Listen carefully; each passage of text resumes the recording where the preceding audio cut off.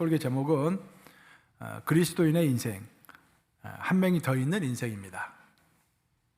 요나서 4장 1절. 요나가 매우 싫어하고 성내며 여호와께 기도하여 이르되 여호와여, 내가 고국에 있을 때에 이러하겠다고 말씀하지 아니하였나이까? 그러므로 내가 빨리 다시스로 도망하였사오니 주께서는 은혜로우시며 자비로우시며 노하기를 더디하시며 이내가 크시사 뜻을 돌이켜 재앙을 내리지 아니하시는 하나님이신 줄을 내가 알았음이니이다. 여호와여, 오나건대 이제 내 생명을 거두어 가소서. 사는 것보다 죽는 것이 내게 나음이니이다 하니 여호와께서 이르시되 내가 성내는 것이 옳으냐 하시니라. 요나가 성읍에서 나가서 그 성읍 동쪽에 앉아 거기서 자기를 위하여 초막을 짓고 그 성읍에 무슨 일이 일어나는가를 보려고 그 그늘 아래에 앉았더라. 하나님 여호와께서 박농쿨을 예비하사 요나를 가리게 하셨으니 이는 그의 머리를 위하여 그늘이 지게 하며 그의 괴로움을 면하게 하려 하심이었더라. 요나가 박농쿨로 말미암아 크게 기뻐하였더니 하나님이 벌레를 예비하사 이틀날 새벽에 그 박농쿨을 갉아먹게 하심에 시드니라. 해가 뜰 때 하나님이 뜨거운 동풍을 예비하셨고 해는 요나의 머리에 쪼임에 요나가 혼미하여 스스로 죽기를 구하여 이르되 사는 것보다 죽는 것이 내게 나으니이다 하니라. 하나님이 요나에게 이르시되 내가 이 박농쿨로 말미암아 성내는 것이 어찌 옳으냐 하시니 그가 대답하되 내가 성내어 죽기까지 할지라도 옳으니이다 하니라. 자, 10절과 11절 합독합니다. 시작. 여호와께서 이르시되 내가 수고도 아니하였고 재배도 아니하였고 하룻밤에 났다가 하룻밤에 말라버린 이 박농쿨을 아꼈거든. 하물며 이 큰 성읍 니느웨에는 좌우로 분별하지 못하는 자가 12만여 명이요 가축도 많이 있나니 내가 어찌 아끼지 아니하겠느냐 하시니라. 살아계신 하나님의 말씀입니다.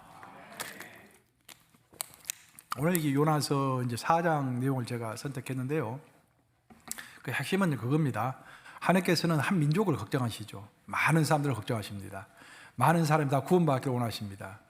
그럼 하나님은 많은 사람, 큰 것, 다중, 대중 그만 원하실까요? 아니죠. 하나님은 모든 민족이 다 구원받기를 원하며 아시리아라고 하는 그 당시에 가장 큰 강대국이었죠. 그 나라를 걱정하신과 동시에 요나라고 하는 하나님께 반항하고 있는 한 인간도 놓치지 않으시고 그 인간에게 관심을 가지시고 대화하셨다라는 그런 이야기입니다. 정치 리더십에 이런 말이 있습니다. 우리가 어디로 갈까? 라는 그 목적지를 정하기에 앞서서 내가 누구와 함께 할 것인가를 정하는 것이야말로 훌륭한 리더가 되기 위한 제1원칙이다. 물론 우리가 목적도 중요하고 우리의 사상도 중요하고 우리의 삶의 지표도 중요합니다. 하지만 그것보다도 더 중요한 것은 인생을 누구와 함께 헤쳐나갈 것인가라는 것은 훨씬 더 중요한 것입니다. 추구하는 목표가 먼저인가 아니면 함께하는 사람이 먼저인가라는 것은 굉장히 큰 오래된 논란이에요. 논쟁입니다. 하지만 역사적인 실증을 보면은, 역사적인 증거를 보면은 위대한 일을 했던, 많은 영향을 끼쳤던 위대한 리더들은 한결같이 평생을 함께 했던, 또 동고동락했던 자기의 동행자가 있게 마련입니다. 그것은 우리 예수님의 경우도 마찬가지였습니다. 예수님의 삶의 이제 그 형태가 우리의 모범이 되는 것인데 예수님도 마찬가지였다라는 것입니다. 마가복음 3장 14절과 15절 한번 보겠습니다. 마가복음 3장 14절과 15절 읽습니다. 시작. 이에 12를 세우셨으니 이는 자기와 함께 있게 하시고 또 보내사 전도도 하며 귀신을 내쫓는 권능도 가지게 하려 하심이라라 라고 되어 있습니다. 예수님은 12제자를, 12사도를 뽑으셨는데 12사도에게 사명을 주셨습니다. 그들에게 주신 사명은 전도하고 귀신을 쫓아내는 그런 사명이었습니다. 하지만 놀라운 것은 예수님은 그들에게 사명을 주시기 전에 그들에게 또 다른 임무를 주셨는데 그 임무는 예수님과 함께 하는 것이었습니다. 그러니까 사명보다도 먼저 중요한 것은, 예수님 먼저 우선순위로 삼은 것은 함께 하는 것이었다라는 것입니다. 그래서 우리 기독교 전체로 이렇게 요약해서 설명을 해보면은 우리 기독교는요, 무엇을 하는가? 무엇을 하는가? 어떤 사명을 가지는가? 어떤 목표를 가지는가? 어떤 열심을 내는가? 그것도 굉장히 중요하지만 그것보다 더 우선순위에 있는 것은 누구와 함께 하는가. 그것이 가장 중요하다는 것입니다. 그 누굽니까? 예수님인 거예요. 예수님과 항상 여러분이 일을 할 때도 예수님과 함께 일을 해야 돼요. 다른 사람과 일을 함께 하려다 보면은 이 사람 왜 지금 시간 됐는데 아직도 안 나오고 있나? 왜 오늘 또 빨리 갔나? 이 사람 왜 자꾸 부엌에 와서 일도 안 하고 그냥 이게 무슨 참견만 하나? 이게 불평하게 되는 거예요. 근데 내가 지금 예수님과 함께 일하고 있다라고 하면은 불평이 없어지는 거예요. 이게. 예수님과 함께 하는데 비즈니스도 마찬가지입니다. 다른 사람이 자기 길을 다 갈지라도 내 길은 내 길 가면 되는 거예요. 예수님이 허락하시고 예수님이 인정하시면은 그걸 때 쓰십니다. 다른 사람 눈치 볼 것도 없고 낙망할 것도 없고 실망할 것도 없고 예수님과 함께 이 현재의 자리에서 타벅타벅 걸어가는 것입니다. 얼마 전에 제가 사랑하는 목사님 만나가지고 또 대화를 했어요. 근데 미국 교회 하고 계세요. 내가 친하게 지내는 목사님들이 몇 분 계시는데 만나면 너무 즐거워요. 만나면 이제 여러 가지 교회 이야기도 서로 이렇게 상담도 하고 인생의 이야기도 나누고 우리 은퇴 후에 같이 하자, 사역도 같이 하자 그런 이야기도 하고 이제 즐거운데 또 내가 아주 좋아하는 목사님이 롱아일랜드에서 미국에서 목회를 하고 계십니다. 그 목사님이 저한테 이제 대화를 하시는데 그런 말씀하세요. 브룩 앨리슨이라고 아냐고 또 물어보더라고요. 브룩 앨리슨 나 처음 들어본 이름이라고 그랬더니 그 브룩 앨리슨이라는 사람은 미국 정부가 인정하는 영웅이라고 합니다. 히어로라고 해요. 그리고 이제 그 사람에 관한 이야기가 책으로도 나오고 영화로도 나왔습니다. 알고 보니까 영화는 Miracles Happen, 기적은 일어난다. 책 제목은 그게 책 제목이고 영화 제목은 브룩 앨리슨 스토리라는 영화예요. 근데 보니까 또 인터넷 찾아보니까 한국어로 번역도 됐더라고요. 책이 한국어 번역본은 엄마와 딸 그리고 하버드의 기적이라는 책으로 이제 번역돼서 출판이 돼서 많은 사람들에게 공감을 주고 있는가 봐요. 근데 이제 우리 치구 목사님 교회에 그 브룩 앨리슨의 남동생 가정이 이제 이게 출석을 하고 있대요. 출석하고 있는데 보니까 이제 물론 약간 개인적인 이야기지만 그 남동생 가정도 여러 가지 어려운 점이 많은가 봐요. 아이들이 이제 좀 자폐증이 있고 두 명 다. 그래서 교회를 데려오지 못할 정도로 심한 경우도 있고 그럼에도 불구하고 꿋꿋하게 믿음을 가지고 교회에 나오고 교회를 열심히 섬기는 모습을 보면서 참 많은 감동을 받는다라는 그런 이야기를 하더라고요. 그래서 이제 목사님의 이야기를 듣고 궁금해가지고 집에 와서 자료를 쭉 찾아봤어요. 인터넷 찾아봤더니 브룩 앨리슨 이야기가 많이 나오더라고요. 인터넷에 보니까 내용을 간단하게 요약하면 그런 내용이에요. 브룩이 중학생이 돼가지고 첫날 등교하는 첫날이었습니다. 그리고 그날은 또 마치 자기 어머니가 학교 교사가 되는 것이 평생 꿈이었는데 만학도 나이가 들어가지고 공부해가지고 나이 39에 교사가 자격증을 따가지고 첫날 출근하는 첫날이었어요. 그리고 또 그날이 어머니의 진 앨리슨인데 어머니의 39세 생일이었습니다. 굉장히 의미 있는 날이죠, 그날이. 그래서 이제 브룩은 아침부터 내가 드디어 중학생이 됐구나라고 생각하고 가슴 떨리게 등교를 기다렸다가 등교를 하고 수업을 잘 마치고 돌아오는 길에 스쿨버스를 타지 않고 그냥 친구들과 잡담하고 싶어가지고 친구들과 그냥 걸어왔던 거예요. 걸어다가 친구들과 이렇게 이야기를 어떻게 하다 보니까 이제 부주의하게 도로 위를 걷게 됐던 것입니다. 그러다가 갑자기 밀어닥치는 큰 차에 치여가지고 몸이 붕 떠가지고 30m까지 날아가서 떨어진 거예요. 마침 거기에 이제 바로 뒤에 소방차가 따라오고 있어가지고 다행히도 거기서 내려가지고 응급조치를 취하긴 취했는데 병원에 가니까 간신히 목숨은 이제 받아냈는데 살려냈는데 보니까 고개 머리 밑으로 목 밑으로는 완전히 반신불구가 돼가지고 움직일 수 없는 지금까지도 움직일 수가 없어요. 그래서 말 그대로 머리끝에서 발끝까지 완전히 몸이 다 망가지는 그런 사건을 이렇게 당하게 된 것입니다. 그 어머니가 얼마나 충격이었겠어요. 그래서 어머니가 꿈에도 그리던 그 자기의 교사직을 그냥 사표를 내고 이제 전담으로 자기 딸을 돌보기 시작합니다. 재활센터에서 자기 딸을 돌보는데 재활센터에 가서 봤더니 어린아이들이 이제 주로 재활을 거기서 하고 있는데 보니까 대부분 아버지는 없고 전부 어머니들만 있다라는 거예요. 그게. 물론 또 어느 정도 이해는 되죠. 아버지들은 또 나가서 돈을 벌어야 하니까. 근데 더 신기한 것은 뭐냐면은 그 어머니들이 대부분 재활센터에 있는 아이들을 돌보는데 그 어머니들이 거의 다 이혼한 어머니들이라는 거예요. 그래서 왜 그러나? 아니, 자식 키우는 것도 이렇게 어려운 자식을 이렇게 재활시키는 것도 어려운데 어떻게 가정이 그렇게 불운해가지고 다 이혼을 또 하셨나라고 의문스럽게 생각한 거예요, 어머니가. 근데 나중에 자기가 이제 그 딸을 이렇게 간호하다 보니까 그것을 이해하게 됩니다. 보통 어떤 자녀가 큰 사고를 당하게 되잖아요. 그럼 처음에는 부모가 남편과 아내가 합심해가지고 열심을 해가지고 열심히 자녀를 돌봅니다. 근데 그게 이제 한 달이 가고 1년이 가고 그러면서 의사소통에 문제가 생기고 의견 다툼이 생기는 거예요. 그럼 대부분의 남자는요, 현실을 이렇게 회피하고 그냥 이혼하고 현실을 떠나버린다고 합니다. 그리고 어머니는 모성애를 발휘해가지고 끝까지 죽으나 사나 그 자식과 함께 있다는 거예요. 저는 그 이야기를 듣고 충격을 받았습니다. 충격받아가지고 목사님하고 또 통화를 했어요. 아니, 목사님, 이게 미국에서만 있는 일입니까? 아니면은 전 세계적으로 보편적인 현상입니까? 그리고 우리가 한번 토론을 한번 해봤어요. 여러분 어떻게 생각하십니까? 결국 부룩의 어머니는 끝까지 자기 자녀를 포기하지 않았습니다. 그리고 부룩을 이제 학교를 보내고 싶어가지고 휠체어에 채워가지고 중학교, 고등학교 이렇게 다녔어요. 근데 학교에서는 수업을 함께 듣는 것을 허락하지 않았습니다. 단 허락한 조건이 뭐냐면은 보조 간호사의 자격으로서는 옆에 있을 수 있는 거예요.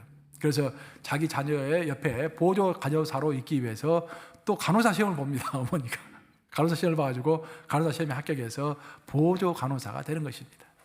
그래서 자기 자녀의 보조 간호사 또 보조 교사로서 중학교, 고등학교 과정을 다 마칩니다. 옆에서 계속 수업을 같이 들은 거예요.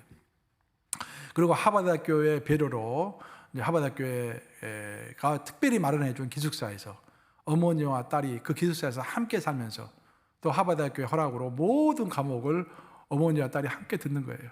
그리고 딸을 이렇게 계속해서 서포트하는 것입니다. 그래서 드디어 딸은 대학교를 무사히 졸업하던 이제 그날 파티가 있었는데 그 파티에서 대표 연설을 부룩이 했다고 합니다. 근데 부룩이 그런 말을 했어요. 내가 나된 것은 내 어머니 덕분입니다. 여기서 많이 듣던 말 아닙니까?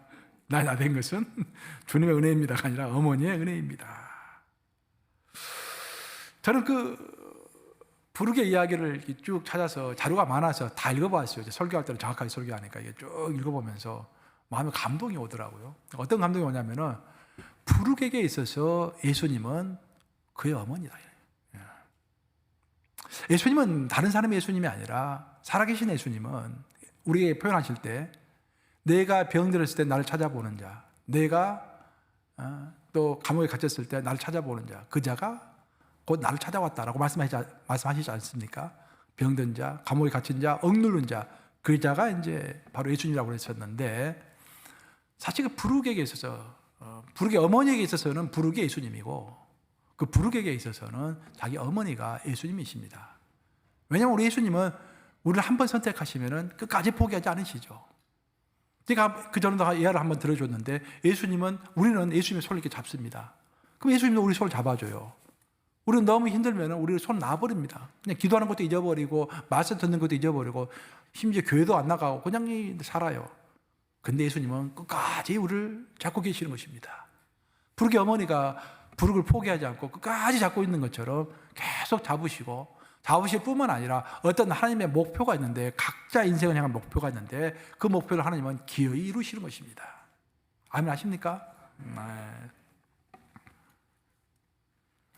제가 옛날에 그 나폴레옹에 관한 이야기를 읽으면서도 하나 감명받은 게 뭐였냐면은 나폴레옹이 그런 이야기를 했어요.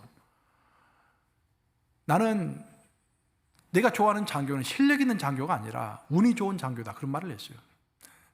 실력 있는 장교는 이 세상에 세고 셌다. 근데 운이 좋은 장교는 그리 많지 않다. 그게 무슨 말인지 아십니까? 나폴레옹이 평생 전쟁을 해봤더니 전쟁의 승패는 실력에 있는 것이 아니라 진짜 하늘이 돕는 자가 전쟁에서 승리한다. 그 운이 좋은 자가 전쟁에서 승리한다는 것을 간통하고 알았던 것입니다. 우리 인생도 마찬가지예요.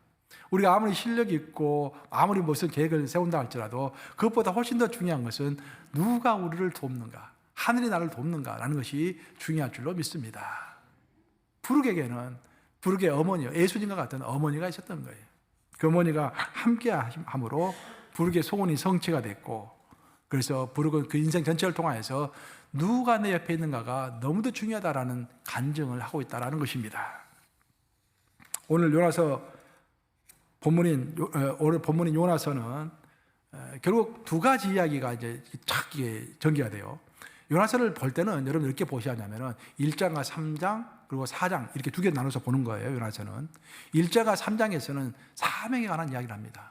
모든 인간은 하나님께서 주신 사명이 있죠. 그 사명 감당에 순종함으로 사명을 감당하는 이야기를 하는 거예요. 근데 3장으로 끝나지 않고 요나서는 4장이 한 장이 됐는데 그 4장은 하나님과의 동행을 이야기하고 있습니다. 하나님과의 교통을 이야기하고 있는 거예요. 커뮤니케이션을 이야기하고 있는 거예요. 그러면서 요나서가 주는 가장 귀중한 교훈은 뭐냐면은 사명이 문제인가 하나님과의 동행이 문제인가를 우리로 하여금 생각하게 한다라는 것입니다. 자, 여러분 제가 묻겠습니다. 여러분은 하나님으로부터 받은 사명이 문제입니까? 아니면 하나님과의 동행이 문제입니까? 동행이 문제인 거예요. 그 이야기를 하고 있는 것입니다. 요나서 1장을 보면 요나서 1장 내용은 그런 내용이죠. 하나님께서 요나를 부르십니다. 콜링을 주시는 거예요. 그리고 사명을 주십니다. 너는 니느웨로 가서, 니느웨라는 것은 아시리아의 수도죠. 그 당시에 세계에서 제일 부강했던 나라, 오늘날 말 것 같으면 미국 같은 나라예요. 자, 너는 한국에서 미국으로 건너가서 그 미국 사람들에게 복음을 전파해라. 그렇게 이야기를 하는 거예요. 하나님이 누구신가를 말하고 그들이 하나님 앞에서 그들의 죄를 회개하도록 선포해라 라고 이야기를 해요. 근데 요나는 가고 싶지 않았어요. 요나는 왜 니느웨가 미웠습니다. 왜냐하면 그 니느웨는 이스라엘을 괴롭히는 나라였기 때문에 자기의 적국이었기 때문에 그들이 복을 받는 것이 싫었어요. 우리도 그런 때가 또 있지 않습니까? 내가 누군가를 위해서 축복기도 해주고 싶은데 나 축복기도 해주면 이 사람 실제로 복을 받아버리면 어떡하나? 이 사람 미워 죽겠는데 그렇죠? 굉장히 미워요. 근데 하나님은 원수를 위해서 기도하라고 그랬잖아요. 그래서 기도를 해주긴 해야 할 텐데 너무 간절히 하면 또 기도 응답 될 것 같은데 그럴 수 있단 말이에요. 요나의 마음이 그런 마음이었어요. 하나님이 요나에게 가서 니느웨를 축복해라 라고 하는데 미직적은 했던 것입니다. 그래서 그냥 다시스로 도망했어요. 다시스라는 것은 스페인을 이야기하는 거예요. 그러니까 오늘날이야 스페인은 뭐 아무것도 아니지만 그 당시 스페인 하면은 땅끝입니다. 땅끝. 오늘날 같으면 남극이나 북극 같은데 아주 가기 힘든 나라. 그렇게 제일 서쪽에 있잖아요. 유럽에. 그래서 니느웨로 다시스로 도망하는 과정 가운데서 하나님께서 이제 요나를 징계하시죠. 그 내용이 2장에 나옵니다. 2장에서 요나는 이제 태풍 부는 바닷 가운데서 던져짐을 당해가지고 고래뱃 속으로 들어가게 되죠. 고래뱃 속에 들어가서 요나는 깊게 회개합니다. 3일 동안 요나가 물고기 뱃속에 있었다고 했습니다. 3일이라는 기간은 중요한 기간이죠. 예수님도 3일 만에 뭘 하셨습니까? 부활하셨죠. 새로운 몸을 입으셨다 그런 말이에요. 새로운 영혼과 몸으로 이루어지는 기간이 3일입니다. 성경에서 이야기할 때 요나는 물고기 속에 3일 동안 있으면서 그의 영과 마음과 생각이 다 변화된 거예요. 그래서 진실로 하나님 앞에서 하나님 구원은 오직 하나님 손에 있습니다. 주여 자비를 베풀어 주시옵소서, 저에게 은혜를 주시옵소서 라고 고백해요.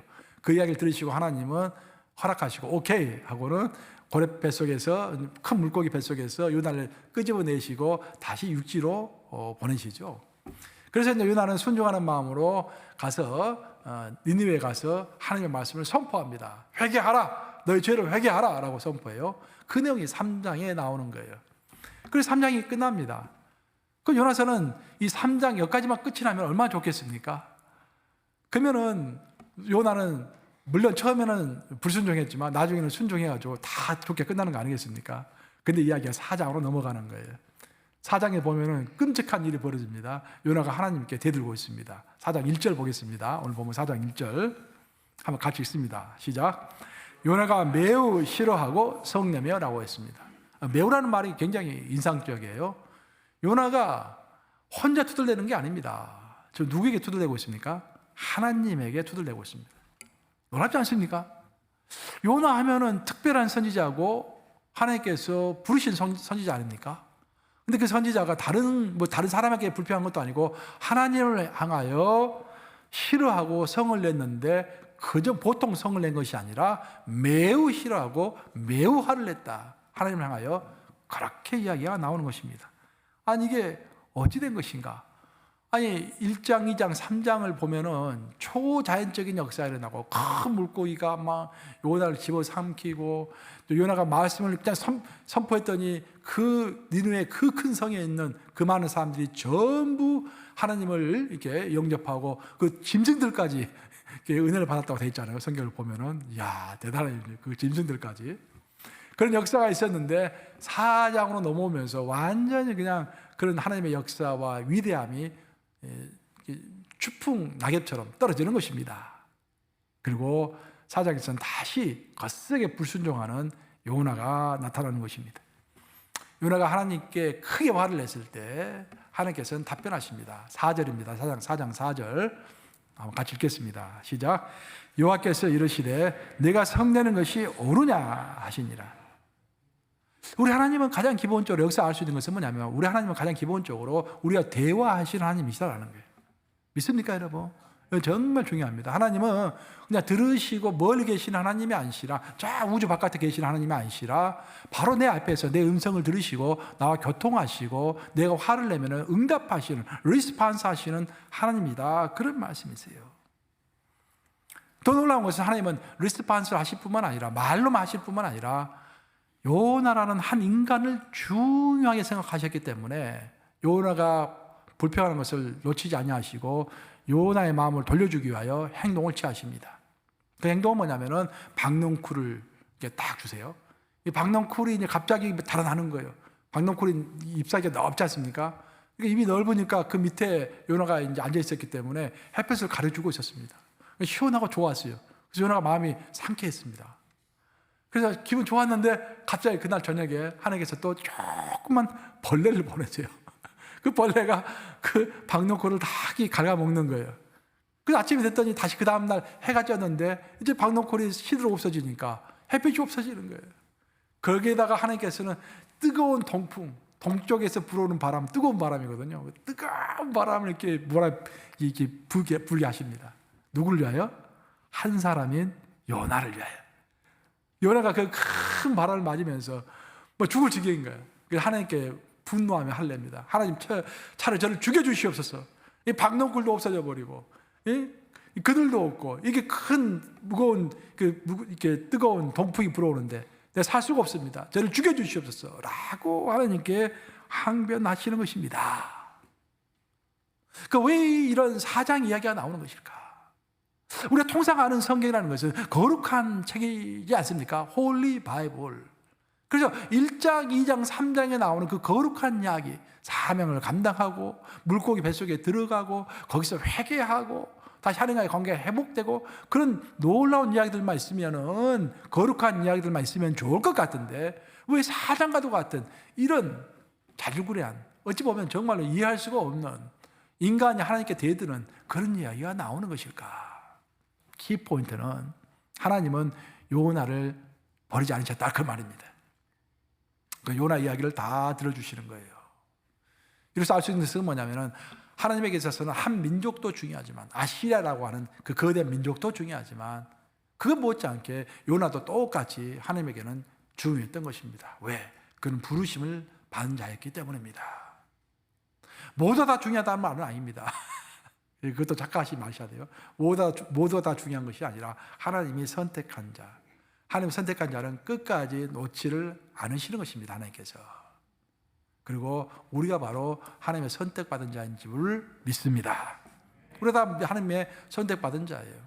하나님께서는 우리를 보실 때 온 세계도 중요하지만 온 세계 못지않게 나 한 사람도 하나님 보시기에는 중요한 것입니다. 하나님은 온 우주를 다스리시고 온 우주를 지금도 움직이시는 대단한 하나님이시지만 박넝쿨 하나도 사용하시고 조그만 벌레도 하나 사용하시는 굉장히 섬세한 그런 면도 오늘 요나서를 통해서 우리는 또한 볼 수가 있는 것입니다. 흔히 위대한 실패자라고 하는 세클턴 이야기가 오늘날까지 우리에게 전해져 내려오고 있습니다. 세클턴이라는 사람은 영국의 탐험가였죠. 1914년 1차 세계대전이 일어나기 바로 직전에 세클턴은 27명의 대원들을 데리고 이제 남극을 탐험하기 위해서, 그 당시에 남극 탐험 환자가 없었기 때문에 남극을 탐험하기 위해서 인두런스호라는 배를 타고 갑니다. 배 이름도 참 좋아요. 인두런스, 인내. 인두런스호를 타고 27명의 대원을 데리고 이제 남극을 향하여 갑니다. 가다가 큰 빙산을 맞이하게 됩니다. 빙산 이제 쭉 떠다니다가 그냥 배로 다가와가지고 배가 그냥 난파가 돼버린 거예요. 죽을 지경에 처해 있었는데 하나님의 은혜로 간신히 그 엘리펀트 섬이라고 하는 조그만 섬에 상륙을 하게 됩니다. 그 엘리펀트 섬에서 이제 견디는데 영하 70도입니다. 더 문제는 뭐냐면 그곳에 먹을 식량이 없는 거예요. 뭐 물고기도 없고 먹을 뭐 아무것도 없는 것입니다. 거기 있는 식량은 점점 없어지고, 그래서 세크터는 여기서 우리가 죽을 수가 없다라고 결단을 하고 대원 2명을 선발해가지고 데리고 3명이서 자기가 원래 출발했던 사우스 조지아라고 하는 섬이 있었는데 거기에 본부가 이제 항해 본부가 있었던 것 같아요. 그 본부로 이제 가려고 마음을 작정을 합니다. 가서 구조 요청을 하려고. 그래서 도끼 하나, 뭐 다른 물건들이 많이 없으니까 도끼 하나 들고 로프 한 줄 딱 들고서 3,000m가 넘는 그 빙산, 전부 눈으로 된 빙산으로 된 산을 막 타고 내리고 또 바다가 나오면은 또 이렇게 헤엄을 치고 해서 기어이 그 사우스 조지아까지 가게 되는 것입니다. 그리고 구조 요청을 해가지고 2년 만에 2년 동안 갇혀 있었던 그 사람들을 다 구출해냅니다. 그래서 세계적인 영웅이 됐죠. 세계적인 영웅. 세클턴이라는 이름이 지금까지 우리에게 알려지고 있는 것입니다. 근데 그 세클턴이 이제 그 사건이 있고 나서 전국 방방곡곡을 돌아다니면서 세계를 돌아다니면서 자기가 간증을 합니다. 근데 그런 간증을 했습니다. 세클턴이. 내가 도끼 하나 가지고 그 가냘픈 로프 하나에 의존해가지고 3,000m가 넘는 빙산을 이렇게 올라갈 때 이상하게도 우리는 분명히 3명밖에 없는데 우리 가운데 누군가 한 명이 더 있는 것처럼 느껴졌다. 그렇게 얘기하는 거예요. 오늘 설교 제목이죠. 누군가 한 명이 더 있었다라는 거예요. 그래서 내가 자기가 그 느낌이 너무도 선명해가지고 물어봤대요. 옆에 있는 두 사람에게. 내가 지금 한 명이 더 있는 것처럼 느껴지는데 너희는 어떻느냐라고 했더니 그 두 사람도 똑같이 당신도 그렇습니까? 나도 지금 그렇게 느끼고 있습니다. 누군가 분명히 우리 가운데 한 명이 더 있습니다. 그 한 명이 누굴까요? 예수님인 거예요. 요나에게 함께 하셨던 그 주님이 요나에게 모든 요나의 문제를 섬세하게 들어주시고 박농쿨을 보내시고 벌레까지 보내셔가지고 요나를 인도하셨던 그분이 세클턴이 가장 공경에 처해 있을 때 그때 바로 옆에서 함께 해주셨던 것입니다. 성경을 읽어보면은 사드락, 메삭, 아벳느고 이야기가 나옵니다. 다니엘의 가장 친한 친구였죠.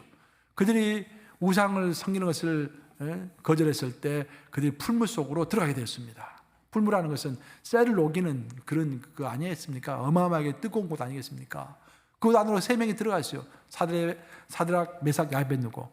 근데 거기서 보니까 왕이 바깥에서 보니까 그중 4명이야. 분명히 3명을 집어넣는데 4명이 거기로만 돌아다니고 있는 거예요. 한 명이 더 있었던 것입니다.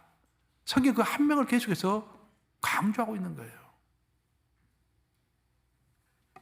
요나서를 읽어보면은요, 요나서 1장, 2장, 3장, 4장을 쭉 읽어보면서 묵상을 해보면은 성경에서 어떤 단어가 반복이 되면은 그 중요하다는 이야기예요. 근데 요나서에서 유일하게 반복되는 단어가 몇 가지가 있는데 그 중에서 뭐 은혜 그런 단어는 몇 번 반복이 되고요. 특이하게 반복되는 단어가 있는데 그것은 내려간다라는 단어예요. 요나서를 읽어보면은. 그 단어가 3번 나오고 있습니다. 요나서에서. 요나는 욥바로 내려갔다라고 되어 있고 요나는 태풍이 불 때 두려워가지고 배 밑에 층으로 내려갔다라고 되어 있고 요나는 또한 사람들이 그를 바닷속으로 던짐으로 태풍이 불 때 풍랑이 일 때 그를 던짐으로 그가 쉬면 바다 깊은 곳으로 내려갔다라고 되어 있습니다. 내려갔다라는 단어가 3번 나옵니다. 그 내려갔다라는 단어의 의미는 뭐냐면은 우리의 인생이 큰 공경을 맞이하게 됐다. 어떤 전환기를 맞이하게 됐다라는 그런 이야기입니다. 내려간다라는 것은 신앙의 법칙입니다. 하나님은 우리를 올리시기 위하여 반드시 내리시는 것입니다. 어떤 사람은 내려감이 없이 올라가는 것만 추구하는 사람들이 있어요. 주님 항상 평온하게 해 주시옵소서. 맞는 기도입니까 여러분? 틀린 기도도 아니지만 맞는 기도가 아니에요. 항상 평온할 수가 없습니다. 예수님의 십자가 죽음이 없었다고 한다면 부활이 있을 수가 없는 거예요. 그렇죠? 부활을 하려면 먼저 죽어야 하는 거예요. 그것처럼 우리가 높임을 당하려면은 낮음을 경험해야 하는 것입니다. 하나님의 법칙이기 때문에 우리는 인생을 살아갈 때 반드시 내리막길을 걷게 되어 있습니다, 우리가. 근데 그 내리막길을 통하여서 요나가 내려갔을 때, 희면 깊이 내려갔을 때 큰 물고기 속으로 들어갔죠. 그것처럼 우리도 인생에서 어떤 큰 희면 속으로 내 던져짐을 당했을 때 큰 물고기가 나를 삼키듯이 내가 꼼짝할 수 없는 어떤 상황 가운데 처할 수가 있다는 것입니다. 그런데 놀라운 것은 그 희면 깊은 곳에서 큰 물고기가 나를 집어삼켜가지고 내가 어떻게 도저히 움직일 수도 없는 그런 상황 가운데 딱 갇혀 있었을지라도 그 안에 누가 있습니까? 그 안에 한 분이 더 있다라는 거예요. 그분이 바로 우리 주님이실 줄로 믿습니다. 그 주님께서 고래 뱃속에서 그 큰 물고기 뱃속에서 요나와 함께 있었던 거예요. 그 요나 이야기를 다 들어주었던 것입니다. 그 요나가 구원은 오직 우리 주님께만 있습니다 라고 고백했을 때 오케이 하면서 요나를 살려주셨던 거예요. 그래서 요나는 살림을 당하고 나서도 또 하나님께 불평을 했죠. 그때도 그 불평을 하는 요나를 한 분 하나님은 옆에서 또 다 두고 계셨던 거예요. 그리고 요나가 그늘이 없어가지고 나를 차라리 죽여주시옵소서라고 하나님께 항변했을 때 하나님은 요나에게 정확한 가르침을 주시죠. 너가 이 그늘 조금 없어가지고 너 이렇게 불평하지. 근데 이 많은 사람이 다 죽으면 내가 얼마나 내 마음이 안타깝겠느냐. 너는 박농꾼 하나 없어진 걸 가지고 이렇게 기분이 상해가지고 난리를 피우지만 이 많은 사람들 다 죽으면은 구원이 없이 죽으면 내 마음이 어떡하겠느냐라고 말씀해 주시죠. 그 한 사람, 항상 우리가 대화하시는 한 사람, 우리가 희명 깊은 곳에, 인생의 희명 깊은 곳에 내려가서 움직일 수 없을 정도로 우리가 너무 힘들면은요, 여러분들 너무 힘들면 전화하기도 귀찮아집니다. 그렇죠? 어느 정도 힘들면, 어느 정도 조금만 스트레스를 받으면 여기저기 전화해가지고 막 불평하죠. 근데 진짜로 스트레스를 받으면 아무것도 하기 싫어요. 그렇죠? 그냥 가만히 있고 싶어요. 근데 아무도 없는 곳에, 정막 가운데, 내가 세상으로부터 다 외면받은 것 같은 그 상황 가운데서 나 혼자 어두운 방 안에 딱 앉아있을 때 그때 나는 혼자라고 느끼고 있는데 혼자가 아닌 것입니다. 그 옆에 누가 계십니까? 하나님이 함께 하시는 것입니다. 요나스의 가장 기가 막힌 교훈입니다. 우리는 사명을 위해서 또 어떤 목표를 위해서 열심으로 일을 합니다. 열심히 일하다가 육체가 소진이 되기도 하고 상처를 받기도 하고 막 그러면서 어떻게 하든 사명 성취를 위해서 사명을 가지고 따지기도 하고 막 여러 가지 싸우기도 하고 해요. 하지만 사명보다 훨씬 더 중요한 것은 우리가 누구와 함께 하느냐라는 것입니다. 우리가 하나님과 함께 하시면은, 그 한 분과 함께 하시면은 그 어떤 어려운 사명, 그 어떤 어려운 환경 가운데서도 또 어떻게 깊게 우리가 내려간다고 할지라도 우리는 다시 일어설 것입니다. 산 여러분, 꼭 잊지 마세요. 여러분 혼자가 아닙니다. 저 우주의 허벌판 속에서 제가 좋아하는 영화 장르가 몇 가지 있는데 그 장르 중에 하나, 저 우주 영화를 좋아해요. 우주 관련된 영화들 아주 좋아하는데, 우주를 보면은 굉장히 신비뿐만 아니라 무서운 생각도 들잖아요. 우주에서 우주선과 연결된 그 줄을 딱 연결해가지고 우주인들이 나오잖아요. 이렇게 항해를 하잖아요. 혼자 이렇게 유행을 하잖아요. 그러다 갑자기 선이 딱 끊겨져 버리면은 이제 알 수도 없는 그 깊고 깊은 우주 속으로 혼자 가는 거예요. 이제 죽는 거죠. 이제 그때 내가 생각을 해봐요. 내가 만약 저 상황이라면 나는 얼마나 두려울까. 그때 나는 어떻게 할까? 여러분 어떻게 하겠어요? 그때 주님 하고 기도하겠죠. 그러면은 하나님이 원근아 나 불렸냐? 라고 하실 거예요. 그 우주에서 분명히 그렇게 말씀하실 거예요. 우리가 기도한다는 의미는 무엇보다도요, 기도한다는 의미는 나 외에 누군가가 있다라는 그 의미예요. 누가 있기 때문에 그 자를 향해서 우리는 기도를 하는 것입니다. 그럼 우리가 고래 뱃속에서 기도한다고 할지라도 그것을 들으시는 그 한 분 하나님 의지하면서 승리하시기를 우리 주님의 이름으로 축원합니다. 기도하시겠습니다. 한 분 하나님, 우리는 알지 못했지만 항상 동행하시는 그 한 분, 우리 크리스찬의 인생이 아무리 고난 가운데 있고 아무리 내려가는 과정 가운데 있다고 할지라도 한 분이 더 있는 것으로 인해서 감사를 드립니다. 우리 성도들 독감이 유행하고 경제가 풍파를 맞고 날씨가 추워지고 여러 가지 어려운 점이 있겠지만 움츠러들지 않도록 인도해 주시고 고단한 이민 사회를 살아갈 때 눈치 보지 아니하고 오직 내 옆에 계시는 그 한 분 바라보면서 초지일간 좌우나 우나 치우치지 아니하고 자기 갈 길만 터벅터벅 걸어가므로 하나님께서 내리시는 큰 복을 받는 우리 뉴욕 가정의 성도들 한 명 한 명 될 수 있도록 아버지 보호하시고 그 심령을 강력하게 해주시며 하나님의 은혜가 차고 넘치게 하여 주시옵소서. 예수 그리스도를 받들어 기도합니다. 아멘.